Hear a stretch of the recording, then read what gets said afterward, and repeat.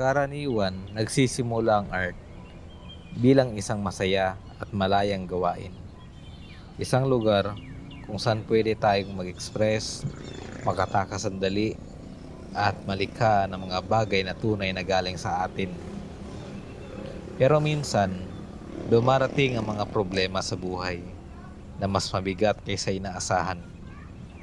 Pressure sa pag-aaral, gulo sa pamilya, at mga bisyo, o kahit yung mga bagay na sariling iniisip.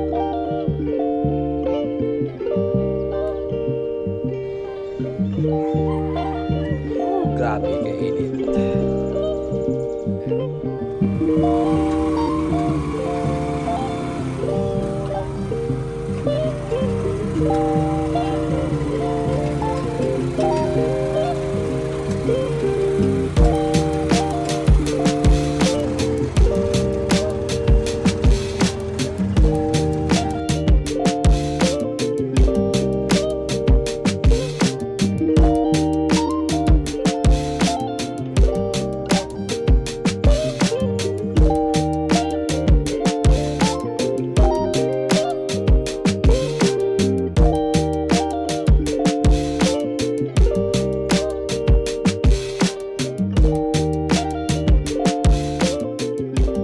Pero ito ang totoo, hindi nawala ang passion mo.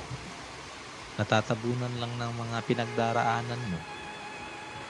Napapagod din ang isip. Nababagot din ang puso. Kapag masyadong maingay ang buhay, minsan tumatahimik ang pagiging malikhain. At normal lang yun. Hindi ka tamad. Hindi ka nawala ng talent. Tao ka lang. Ang pagpapahinga ay hindi ibig sabihin sumuko ka na. Ibig sabihin, nagpapahinga at nagpapahilom ka. Babalik din ng passion mo, unti-unti. Sa mga sulat mo sa notebook, sa mga random ideas na bigla mong naiisip, o sa moment na bigla ka na lang may gana ulit.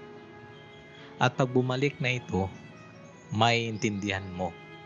Hindi binubura ng mga problema ang sining mo.